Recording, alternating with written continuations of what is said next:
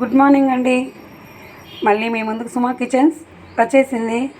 సొరకాయ కర్రీతో ఎలా చేయాలో నేను చేసి చూపిస్తాను. కానీ ఈ సొరకాయ కర్రీ రైస్లోకి కానీ చపాతీలోకి జొన్న రొట్టెలోకి చాలా బాగుంటుందండి. ఇది వాటర్ కంటెంట్ ఎక్కువ, హెల్త్కి చాలా మంచిది. సొరకాయ వాటర్ కంటెంటే తీసుకోమంటారు ఎక్కువగా వెజిటేబుల్స్లలో. ఇది మీరు కూడా ఒకసారి ట్రై చేసి చూడండి, ఎలా ఉందో ఒక కామెంట్ చేయండి. ఇంకా ప్రాసెస్ మొదలు పెడతాము, ఎలా చేయాలో. ఇప్పుడు సొరకాయ కర్రీకి మనకు కావాల్సిన వస్తువులండి. నేను ఇది పెద్ద సొరకాయ అయితే హాఫ్ సొరకాయ తీసుకున్నాను, ఒక టమాటా, ఒక ఆనియన్, అలాగే మెయిన్ అండి దీనికి చాలా టేస్ట్ రావాలంటే హాఫ్ కప్పు పల్లీలు, 2 తెల్లుల్లిపాయ. ఇవి 2 ఫ్రై చేసుకొని పక్కన మిక్సీ కొట్టి పెడతామండి. ఇది చపాతీలో కానీ రైస్లో కానీ చాలా బాగుంటుందండి. ఎలా చేయాలో చూపిస్తాను. ఇలా పల్లీలు వేయించుకున్నామండి. వేయించుకున్న తర్వాత వెల్లుల్లిపాయ వేసి గ్రైండ్ చేస్తాము. ఒక బౌల్ పెట్టుకుందామండి. గ్యాస్ వెలిగించి కొద్దిగా ఆయిల్ వేసుకుందాము. సరిపోతుందండి. ఆయిల్ కాగిపోయిందండి. ఇప్పుడు పోపు వేసుకుందాము. కొద్దిగా ఆవాలు, కొద్దిగా శనగపప్పు, కొద్దిగా ఉద్దిపప్పు, 2 ఎండుమిర్చి, కొద్దిగా కరివేపాకు.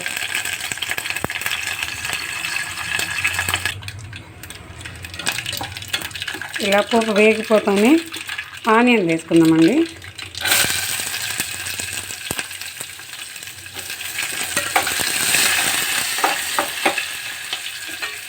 మనం కుక్కర్లో పెట్టి టేస్ట్ రాదండి. ఏ కర్రీ అయినా కూడా ఎక్కువగా మనం సపరేట్ చేసుకుంటేనే బాగుంటుంది. కొద్దిగా పసుపు వేసాను.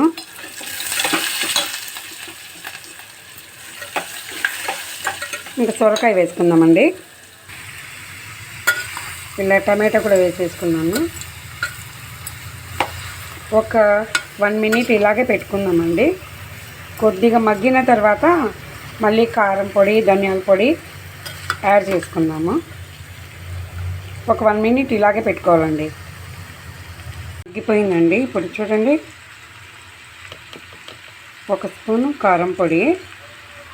కారం ఎక్కువ కావాలనుకున్న వాళ్ళు ఇంకొద్దిగా వేసుకోవచ్చు. ధనియాల పొడి ఎక్కువ అవసరం లేదండి, ఎందుకంటే మనం పల్లీల పౌడర్ వేస్తాం కాబట్టి అదే టేస్ట్ ఎక్కువగా ఉంటుంది. కొద్దిగా ఉప్పు, తగినంత ఉప్పు వేసుకోవాలండి.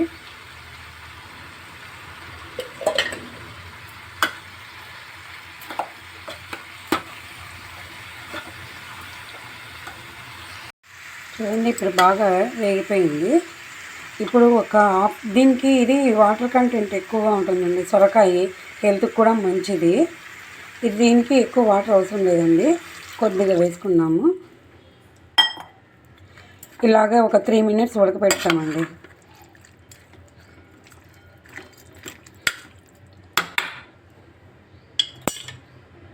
చూడండి, ఇప్పుడు 4 మినిట్స్ తర్వాత బాగా ఉడికిపోయిందండి. ఇలా ఉడికిందో లేదో మనము ఇది పట్టుకొని చూడాలండి.